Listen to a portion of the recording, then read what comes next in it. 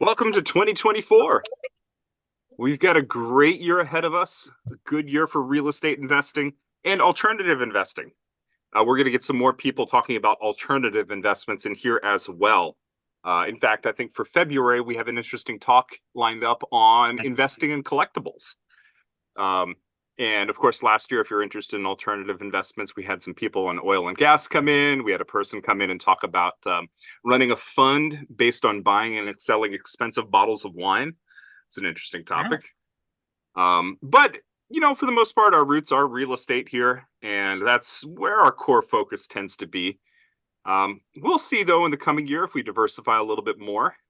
This group last year voted to be a passive income group. And we're going to continue along that tradition. But we're also going to get back to basics a little bit here as well. I know there are a lot of people in this group that are interested in just single family rentals and short-term rentals. And so we're going to have some more practical talks as well. And one of those practical talks, I think, is going to start off the new year here with Chris. Welcome, Chris. Thank you so much. I really appreciate the invitation. I'm thrilled that I was able to make it work out. So this Thank is you for coming in exciting. last minute as well. Yeah. We had our previous speaker cancel on us, unfortunately. And sometimes when that happens, it's a scramble at the last moment to find somebody. So Yeah. thank you for Well, stepping in. And absolutely. we'll Appreciate wait it. for just a few more minutes for people to join, maybe to 5 after the hour. And I would love to hear, let's start it off with just holiday stories. Did anybody have something really fun or really exciting happen over the holidays they want to share with the group? Or have any New Year's resolutions and goals they want to share? We'll just open up the floor for a few minutes.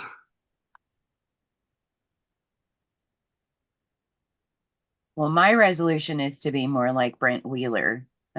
He's here in this meeting, and he's a friend of mine, and he has been investing in real estate for a number of years, has done a great job, and has really grown his net worth, his monthly income, and his family. I think, Brent, you've had 3 kids since we met. Yes, not all planned, but yes. Surprise. What type Yeah. of real estate investing do you do, Brent?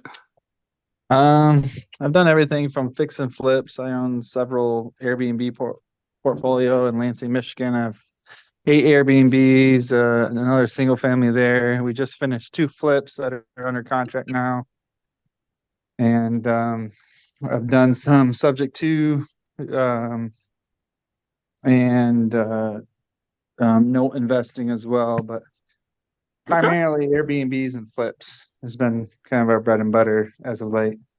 very cool. Where are you located? Based out of Nashville, Tennessee, Nice. but Very great. originally Lansing, Michigan. That's where I got Okay. started. All right. It looks like we've got over 50 people now, so we'll kick this off 4 minutes after the hour. So, for those of you who didn't hear earlier, Chris Fleming is our speaker today, and we're going to be focusing this year on not only passive income activities, but and alternative investing activities, but also more practical tips about how can I get started. I don't want every talk to be a let's go invest in this syndication or let's go invest in this fund type talk. I want to get back to some more of the fundamentals in terms of how do I get a property with subject to the existing mortgage, or how do I lease option a property? So some more practical tips, and then tips that are focused on residential as well as commercial properties.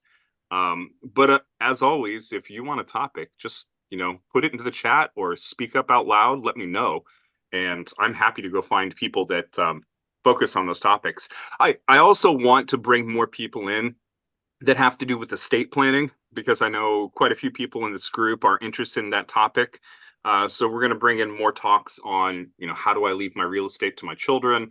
How do I donate to a charity through real estate and make it tax deductible? How do I plan and leave something for my heirs and for my community? So with that, Chris, welcome to the Alternative Investing Club. Why don't you introduce yourself? Yeah, thank you so much.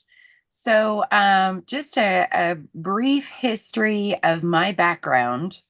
I started in finance as a part-time bank teller in 2008. What a great time to join the banking industry. Um, was not really looking for a career. I was looking for paid holidays and health insurance. But I quickly found that helping people with their money was just a passion of mine. I love helping people with their money. I grew up very, very poor and aged out of the foster system. So just a really impactful area of people's lives for me. So I grew my career, started as a part-time teller, then full-time teller, then banking operations, personal banker, assistant branch manager, commercial lender, and underwriter. And over the years, I grew a niche in investment real estate, probably because I am a real estate investor, and that's what I love to do in life. So, I just noticed in the chat someone mentioned DSCR loans. So KFP Investors, my sign behind me, is actually a licensed mortgage brokerage for investment real estate, and we primarily do DSCR loans. So I can be happy to speak to that or reach out and contact me. But so currently, well, a couple of years And, ago, I left. Sorry. oh, I was going to say too, and one thing people should be aware too is sometimes we have slides that, most of the time we have slides that come in here, but Chris was willing to jump in at the last moment when our previous speaker canceled. And so we don't have, my understanding is you don't have any slides prepared, and that's fine. We'll just do this like a dialogue and keep it open keep it open from questions from people here as well. Yeah, So absolutely. I love to answer questions. So yes, I would be thrilled to discuss DSCR loans. But in 2021, I was essentially part of the Great Resignation. After a couple of years of going to a building, having to be present every day in a building where I couldn't let people in, just didn't make sense to me. So I asked if I could work from home. They said no. I said, okay, well, peace out. I'm still going home. Um, so KFP Investors was launched.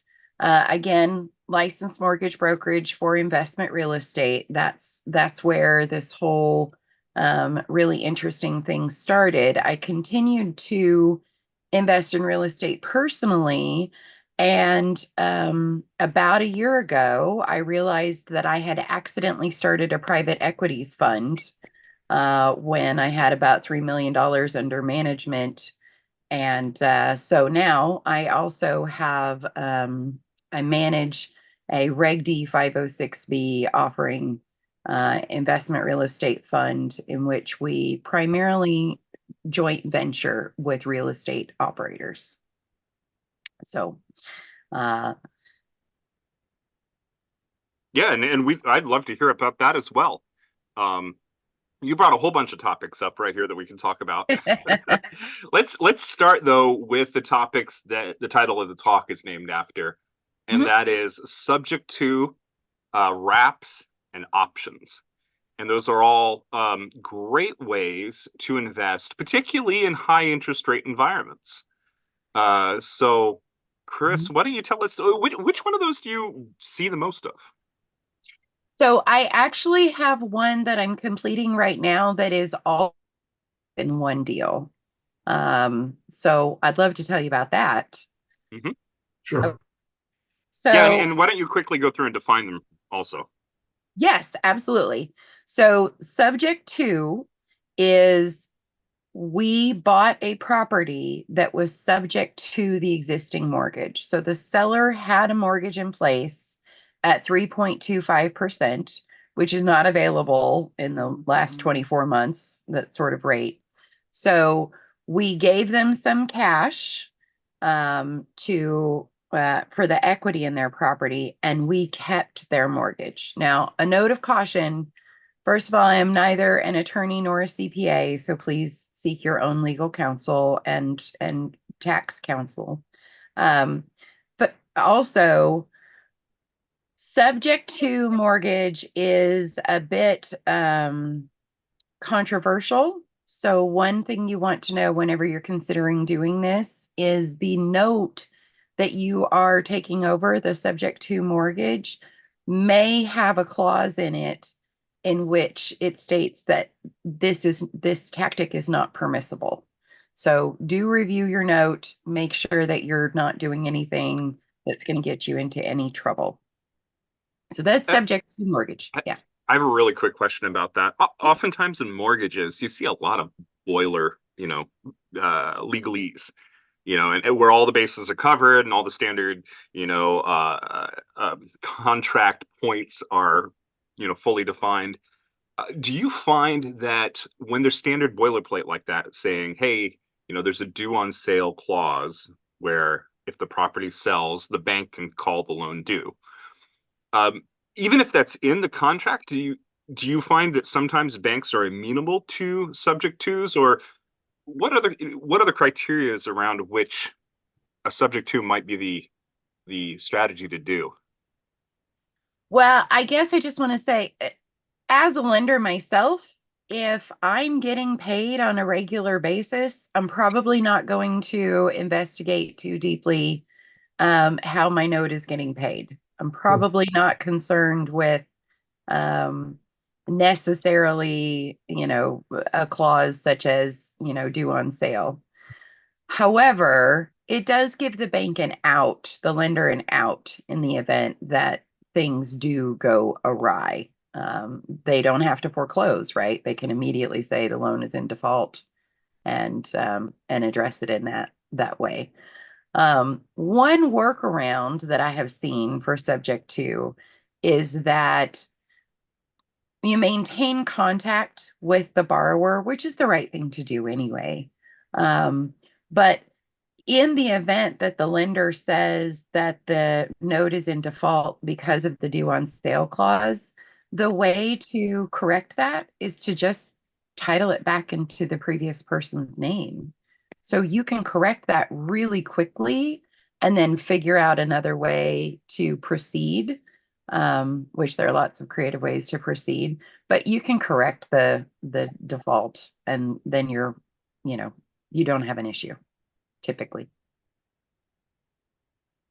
I don't think I quite followed that. After the sale, titling it back to the other person's name. What, can you explain that a little more? Sure. So let's say that Jose is my lender, and thank you, Jose, for the loan.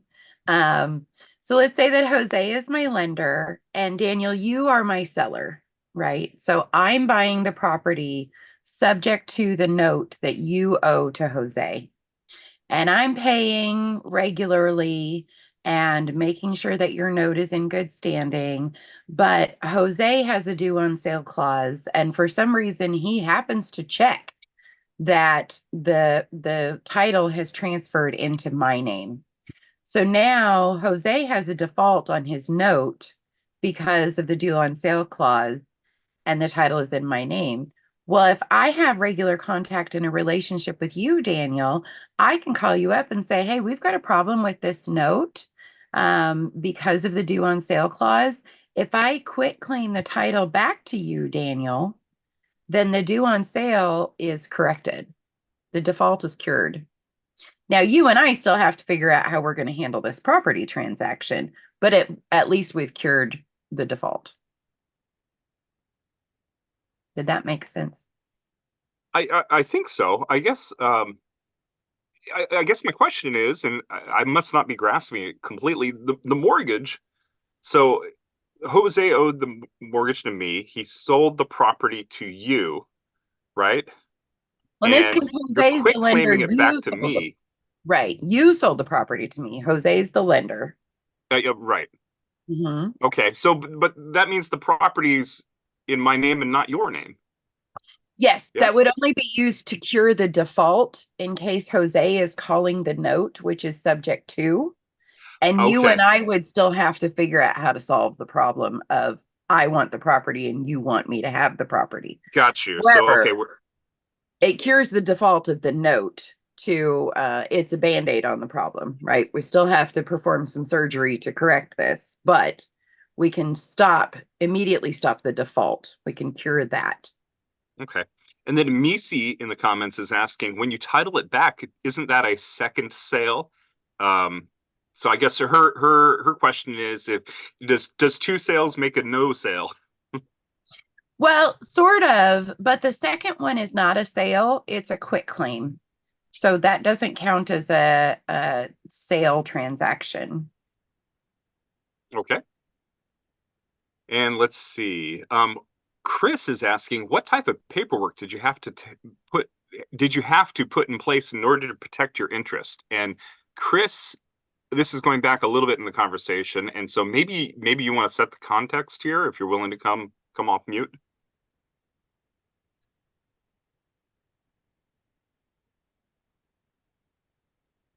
Okay. But I guess in general, Chris, maybe you could talk about what type of paperwork it would take to do a transaction like this. Sure. Well, it certainly just depends on the state, first of all. Also, it would, again, always refer back to your legal counsel. But there is such a thing as let me think how title terms the documentation. There is certainly such a documentation as the deed of trust, excuse me, the title when it transfers is subject to the original note and the original deed of trust.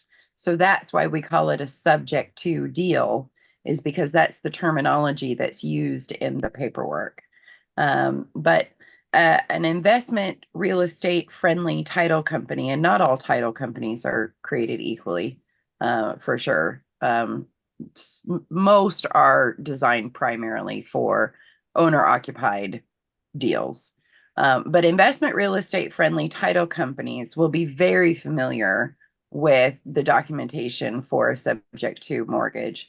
And it also depends on, well, do I continue paying you, Daniel?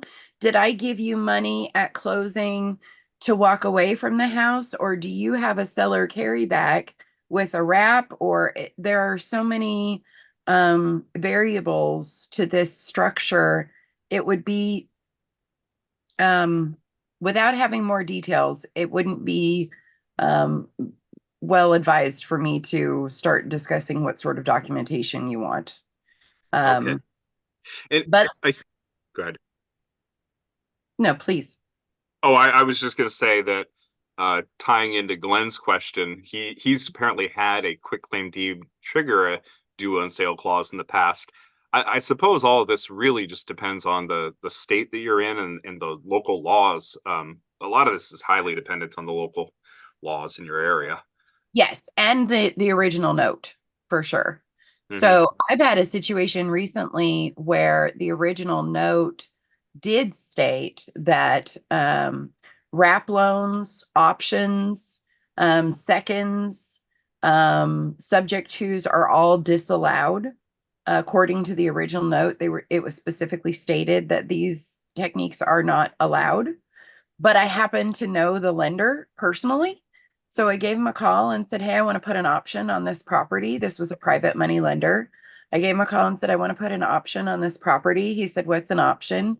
I explained it to him. And from his position, he actually got essentially what is a second guarantee to his original note. He gave me a written document giving me permission to file the option behind his note, subject to his note. So that was an option with a subject to, and that written permission authorization was filed with my option. So maybe I should talk about an option just a little bit. Yeah, actually, let me ask you a couple of questions that people have about subject twos, and then we'll get back to that conversation of defining the three topics. We'll define wraps and we'll define options. Okay. Amy has got a question here. She says the seller's credit can be impacted as they still have a mortgage reporting to the credit bureau. Is this right? That's so in a right. subject two, is the seller still on the hook if payments aren't made? Yes, that is why I said, Daniel, I'm maintaining a close relationship with you. When you sold me your property subject to Jose's mortgage, it is the ethical thing to do because you trusted me in this way. It is the ethical thing to do for me to protect and care for your credit. And to do that, you want to maintain a relationship with me to make sure that I'm doing that, right? You want oversight. You want to maintain access to the online account to make sure that I'm paying in a timely fashion.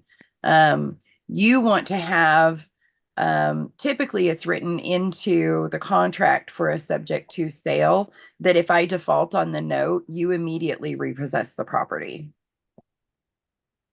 That is interesting. I was going to say, what recourse is there, if the buyer decides to stop paying? And I think that answers it fairly well right there. So in the paperwork, they're going to be given some sort of oversight where they can actually monitor the status. Yes. And then if they stop paying, the property reverts to the original seller. Yes. Yes. Now, most of them are not going to continue monitoring the status, just like Jose is probably not going to monitor the fact that the title transferred. But again, I took on the responsibility of your note and your credit. And so if I'm going to do that, I need to fulfill that moral and ethical obligation to you. There's a lot of subject to stuff going around the internet right now that, in my opinion, is just not ethical. And to that point, I've got a deal right now that someone made an offer to me, this subject deal that I was first started discussing. Someone wanted to buy me out of my position with the wrap and place an option. They made it known to me that when they did that, what they really wanted was the option that they would sell the subject to note. So when I realized they were selling the note with the subject to, I declined their offer because I have that obligation and I'm not going to let some stranger screw it up. Right. Yeah. If the buyer stops making payments on the property, and let's say that the seller has to go to the point of repossessing the property, is that severely damaging the seller's credit? I mean, it could. Yeah. If I'm a buyer, me personally, Kristen Fleming, I would never sell a property on a subject to mortgage. You're just buying them. But when people get into a situation where they need to part ways with this property, they have to relocate for work, or they've had some sort of major life impact that causes them financial change, this is a way that they can be rescued, so to speak, in a financial manner and in a real estate manner. Would I do it as the seller? No. Will I rescue people who need a little help? Yes. But Okay, Chris, so that's interesting. Go ahead, Brent. you could sell it as a wrap where you're taking over one mortgage and turning around and selling that same mortgage to someone else at a higher interest rate, therefore collecting the difference in premium of the interest rates. That's a great point, Brent. I'm so glad you brought that up. I actually made that offer to somebody yesterday. So if I could describe that a little more clearly, the gentleman I spoke with yesterday has a property in a very desirable location, and it's at a 4% interest rate on a DSCR loan. So 2 years ago, that was real. And now he wants to sell the property, which of course has improved in value, and interest rates are not remotely the same. Plus, he has a prepayment penalty of 5 years on that DSCR loan, which is fairly standard. So I said to him, if you take your $250,000 loan amount and you wrap it with another $50,000, $75,000 and you seller finance it to your buyer, you can make the arbitrage on the wrap and you still maintain control of the subject to mortgage. So in that way, Brent is absolutely right. I absolutely would use it in that way because I'm maintaining control of the subject to mortgage by wrapping it with more of my own money. So maybe I should describe a wrap. Yeah, go ahead. Go ahead. Okay. So I described this the other day as a burrito. So imagine that your existing mortgage is the taco meat, right? In your, or the burrito meat in your burrito, right? And your wrap mortgage doesn't take second place, doesn't sit on top of it, it wraps around it. So in the example where you sold me the property subject to, Daniel, let's say you want to maintain control of that subject to mortgage. And in the example that Brent brought up, you want to maintain control of that mortgage to protect your credit. And you want to earn a spread on that mortgage. All right. So it's a $250,000 mortgage. You could take a second lien position, which is less desirable, with another $50,000, let's say. Or, and let's say the underlying is at 4% and your second lien position is at 9%. Okay. You've got second lien position, you're at 9%. And you sell me this property with this financing. What you could do instead is that your $50,000 wraps around that 250 and has a simultaneous first position. So your $50,000 now added to the underlying 250 is a $300,000 wrap. I'm paying you 8% interest only as an example. So I would pay less on a wrap typically than I would on a second because it's less risk. So I'm paying you 8% and it's going to be interest only almost always. You're collecting 8% on $300,000, not 9% on 50. So that immediately gives you a better return. Plus the underlying mortgage, the 250 is amortizing. So I'm paying you the interest only on the 300. You're taking that payment of the interest only on the 300 and you're paying the payment on the first position loan that you have wrapped around. So now you are responsible for that payment, not me. I pay you, you pay them. Good there? Okay. So plus you're collecting, sorry. Well, you're collecting interest on the full 300,000, not just your 50,000. So you get to collect interest on $250,000 that you didn't put in this deal, and now I'm paying. The beauty, though, is that $250,000, as I'm paying you and you're paying the underlying payment, that $250,000 balance is amortizing, so it's reducing. But my note with you is still $300,000. So when I go to pay this, not only do you get the interest that you've collected on the $300,000 because that was interest only, you also get the difference now of your $50,000 that you put in, plus how the original principal balance of the underlying loan has reduced. Your principal has grown.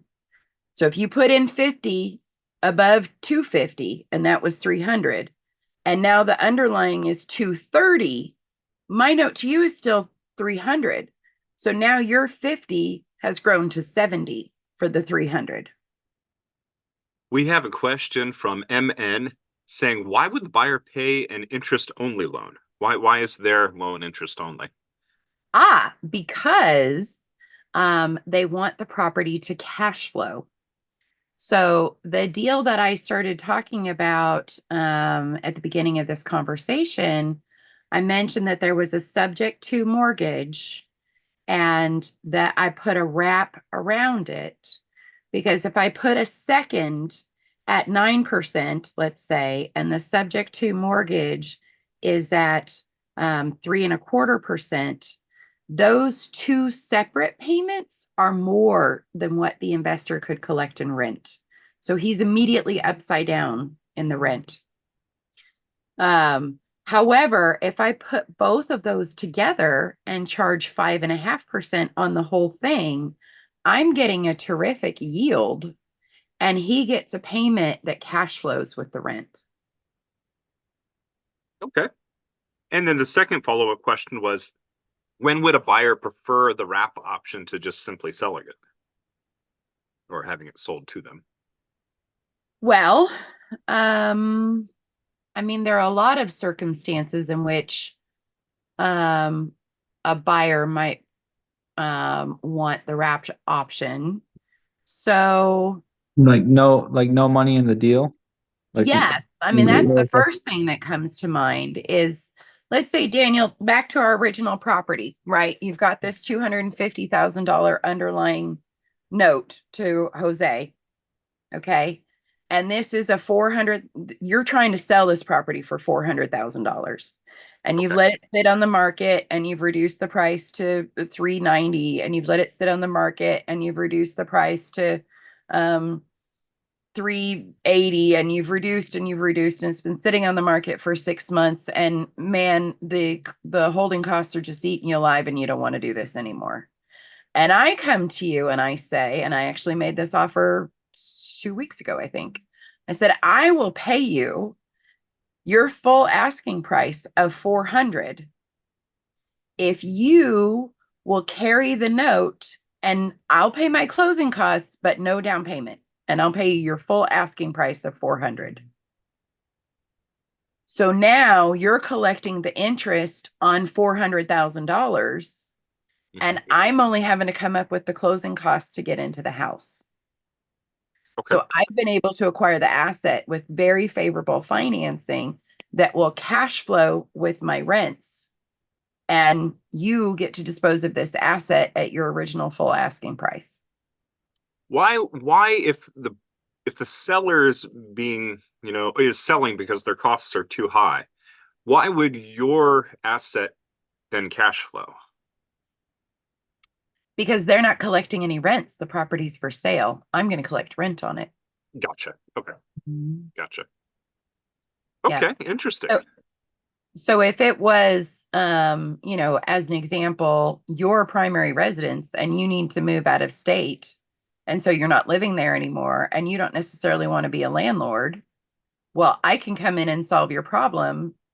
Now you're getting paid, you're getting some cash flow. You don't have to be a landlord. You don't have to be responsible for all of the landlord things, tenants, termites, and toilets, right? I'm responsible for that. And you now are making money on this asset rather than it eating you up. Right. Okay, great. Let's go through and define what an option is. Sure. So, again, back to this. Actually, we got it looks like two questions following up here. Really, let's go back to them really quickly. I'm sorry. Yeah, absolutely. So Abhishek is asking, who pays the mortgage around the original 250K in your wrap situation? Right. So if Daniel is carrying the wrap, so if he has wrapped his own mortgage, then I'm paying interest only to Daniel around the whole 300, 400, whatever we settled on. I'm paying that payment to Daniel, and Daniel is making the payment on the underlying. So he gets to keep the spread. And he's getting to keep the higher interest rate on money that he didn't put in. So that's part of why it's fun. Right. And then Chris is asking, do you transfer title on your owner carry deals, or do you just record a promissory note and a transfer after payments are complete? If you don't transfer title on the seller carry deal, then that was more properly defined as a contract for deed. So you're paying the contract and later you get the deed once the contract is fulfilled. If it's a seller finance, typically you would transfer title. I know that a lot of the people or some of the people that we've had come in here and talk about land flipping, for instance, where you go out and buy, empty land for 10 cents on the dollar and you try and sell it for 30 cents on the dollar. A lot of people use the land contract because that way the title doesn't actually pass into their hands until all the payments are made on it. Because payments often stop. And in that case, you don't want to have transferred the deed. So a land contract, I would consider a little bit different than a contract for deed, but similar. Being that a land contract is typically used for land, right? And a contract for deed is typically used for a tenant occupied property. And then last question on this topic before we go to interests, MN is asking, would it make sense to use a wrap for a short-term rental? So As could in you wrap it? short-term occupancy, I don't see why not. Yeah, because you're just concerned really with renting it out and producing the income on the property. So whether it's a long-term renter or you're short-term renting it, either way, yeah. Mhm. All right, let's go on to options. You guys are If really good with the questions. I'm impressed. if they are good, and if you Yeah. have more questions, feel free to put them in. We'll come back to the topic too. Listen, I'm here as long as you guys want to ask questions and Daniel will let me talk. So I'm here for it. And Um, we did Hey, at the beginning have the topic of DSCR loans come up. So yeah. maybe after options we can quickly define what that is, and we can go to any of the four types of money lending that we just talked about. Okay. hey, Chris. Hi. Hi. Is this still time for question, Daniel?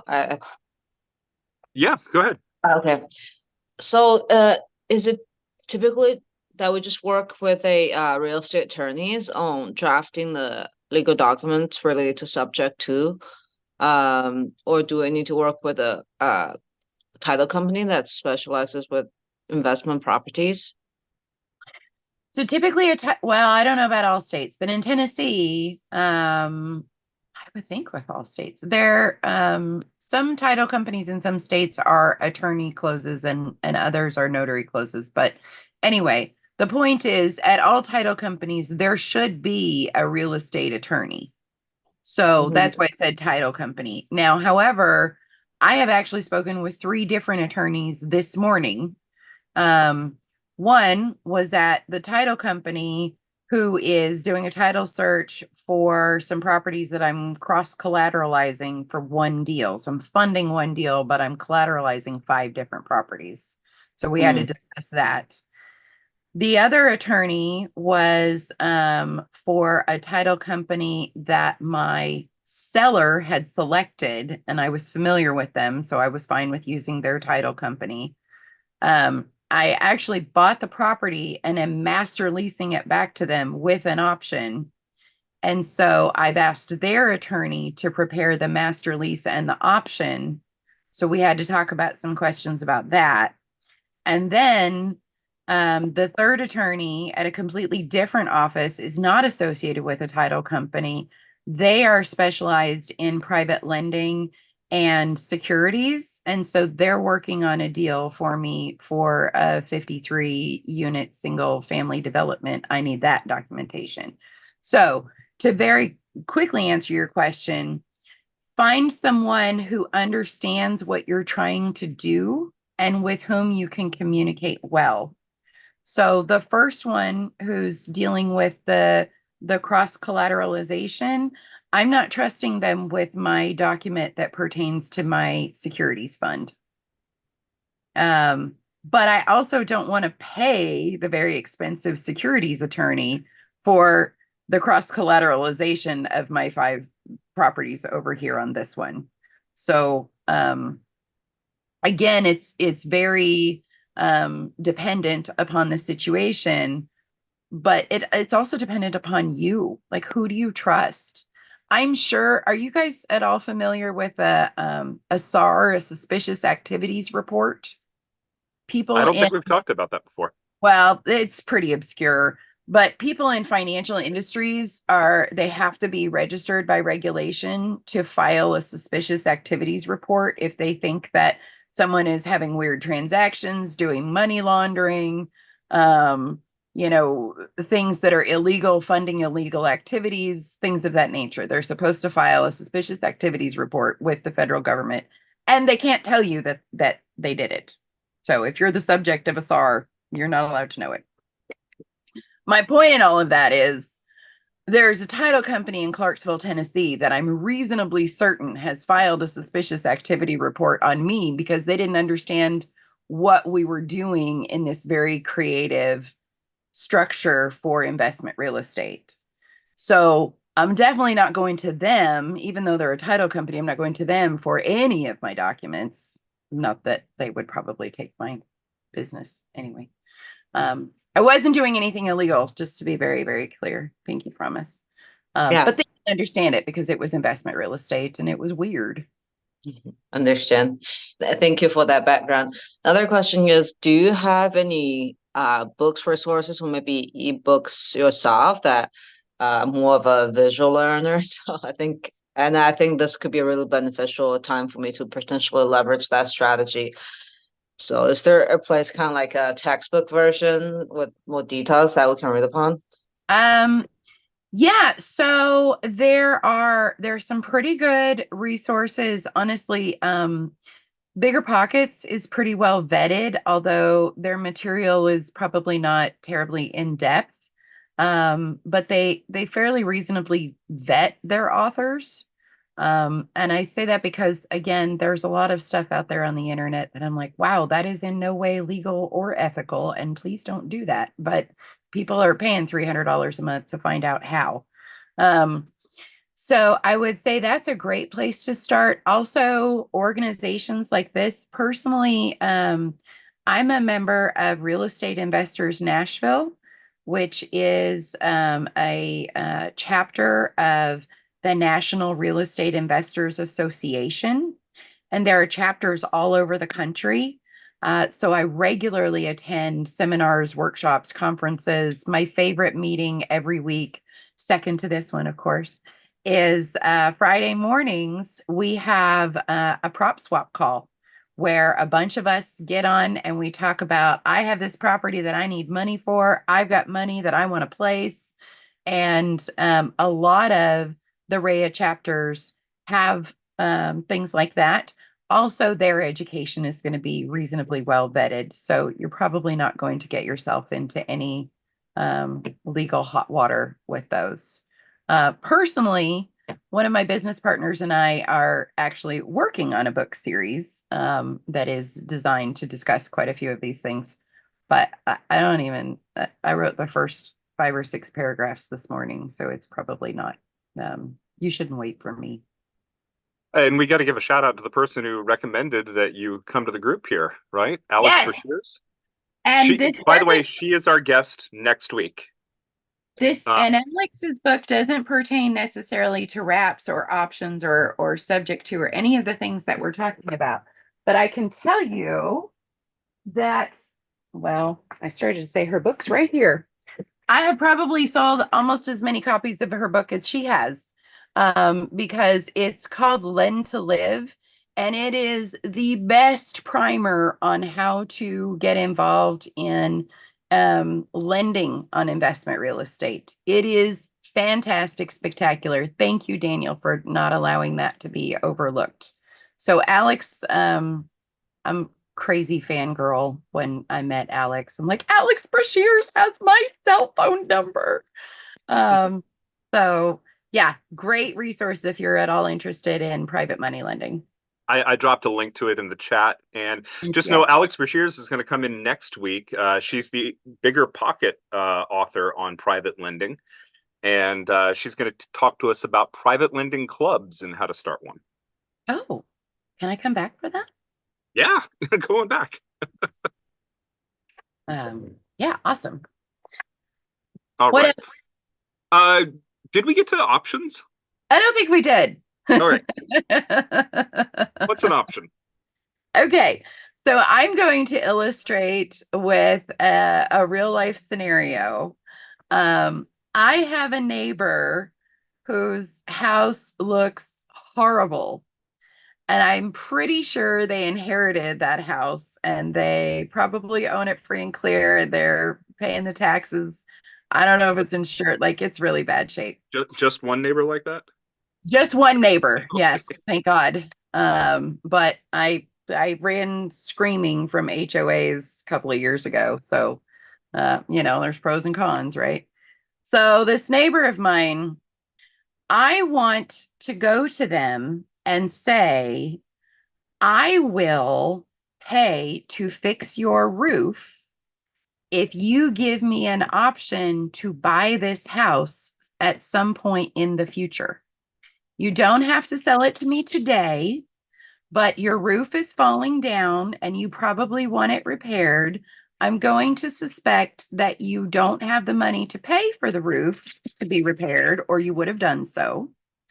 Clearly, you want to continue to live in this house, it seems.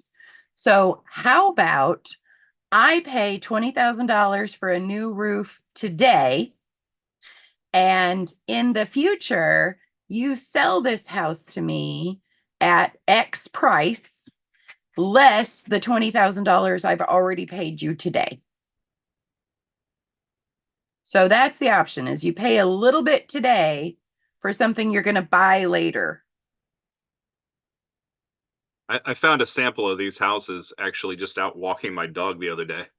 Well, it But- doesn't look like that, thank God, but is that intentional? Came across this walking my dog the other day. So houses like this, or fixer-up houses are out there.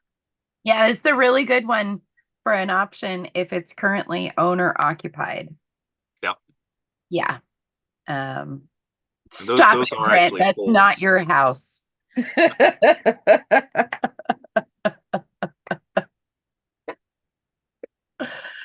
Oh, of course, to be fair, sod roofing is really becoming fashionable.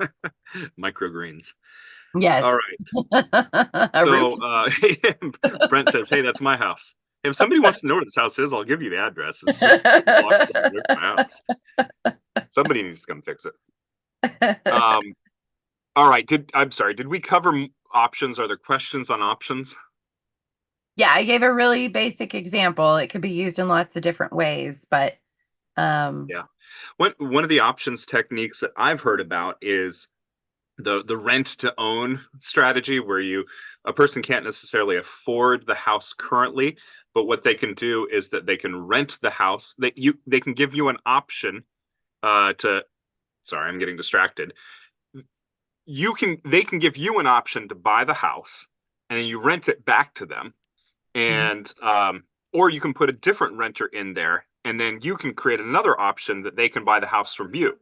And so you end up with two different strike prices: the price you're buying at and the price you're selling at. You collect that premium when the sale happens, plus you collect the cash flow off of it in the meantime. So there are creative ways to go about getting into properties and helping other people get into properties. Yes. And options, the instrument itself has value. So there are people who buy and trade options, not even necessarily the real estate, the instrument. So as an example, as you were just describing, Daniel, if I had an option to buy your house in 3 years for $250,000, but Brent wants to buy that house, maybe I paid $25,000 for the option, but Brent really wants to buy that house, and he'll buy my $25,000 option for $40,000 because of the value of the increase, or the increase of the value of the house less the option strike price. So the instrument itself has value. And then we have a question here about expirations on the options. Are they like stock market options, where when you buy a call or a put, they have certain set expiration dates? And there's a whole strategy around letting your collecting a premium and letting the option expire, or exercising it. And then what the second question is, what if they damage the house in the meantime after you've received the option? So the option that one of today's attorneys is currently working on is it's a 10-year option. The person who is receiving the option to buy the house, I think that's the optionor. Anyway, the other guy, the one who wants to buy it, the buyer, he has 10 years to execute his option, but not in the first 5 years. So that's the time frame, is not for the first 5 years, but not later than 10 years. And I saw the question, what happens if the owner of the optioned house never sells their house? Also, okay. So I cannot sell the house to someone else unless I either buy out his option or give him first option to buy it if I want to sell the house, or his option stays in place. We have to have an agreement. His option doesn't just go away, except if it expires in 10 years, because that's the time frame we put on it. But I mean, I've seen 99-year options because the person who wanted the option, the buyer didn't care if they even bought it in their lifetime. So, so there are lots of different ways to structure that. If the person damages the house, so in the lovely situation of my neighbors with the roof, as an example, if they allowed me to place an option on the house, and let's say my option fee is $20,000 to cover a new roof, typically what's built into the option agreement is that the person who has control of the property, so in my case, my neighbors who are still living there, they're required to maintain the property and keep everything functional and not let it fall into disrepair. I can, because I have an interest in the house, I can insist that, hey, this wall is falling down. You have to fix it. And if they decline to fix it, you can pay to have it fixed, and that cost comes off of your future strike price. So if my future strike price was $300,000 and I paid $20,000 to have the roof fixed, and that was my option fee, then now I still owe $280,000 to buy this house at the strike price of $300,000. But then I come along and I spend another $15,000, $50,000, whatever the number is, that comes off the future strike price. Now, in my options, I don't just get dollar for dollar credit for any money that I spend. I get $1.30 credit for every dollar that I spend. Now, I've seen, people get $2 credit for every dollar that they spend. So I want to incentivize the person who has control of the house to make the repairs and pay for them themselves. But I still have the authority to do it. I just get extra credit. All right. Let's take a moment here before we go on to any other topics. And Chris, do you work with other people here? How could people in this group best interact or work with you? Do you want to give out your contact information? Yeah, So if you want to do that, do that. absolutely. And how can people best interact with you? Yes. So in my name, I actually put my company's email address there in my name, contact@kfpinvestorsllc.com. If you want to reach me, if you want to reach my company about investment real estate loans, that's the best way to reach us. If you want to reach me personally, change contact to Chris, K-R-I-S, Chris at kfpinvestorsllc.com. Of course, the portion that's after the @ signed is our website, so you can take a look there. We are a licensed mortgage brokerage, and we work in 40 states. So as long as it is business purpose, not owner occupied, we do not do any consumer transactions at all. But and I'm more than happy to continue to answer questions. Sorry, I got distracted here. What if you pay more to fix other things in the property than the agreed price? Do you get the property? That's something that surely you would build into your option agreement. I would not. I'm trying to imagine a circumstance in which you would pay more to repair like that sounds like a fire flood, in which case you're not paying it. The insurance should be paying it, and you should be named as an additional insured on the hazard insurance. Yep. Why don't you take a little bit of time and tell us, I guess, in my mind, most of these transactions were residential. And so you say you deal only with commercial? Is that what you just said? No, residential is my happy place. Okay. I've got, so I would say 60% of our business is residential, 1 to 4 unit properties.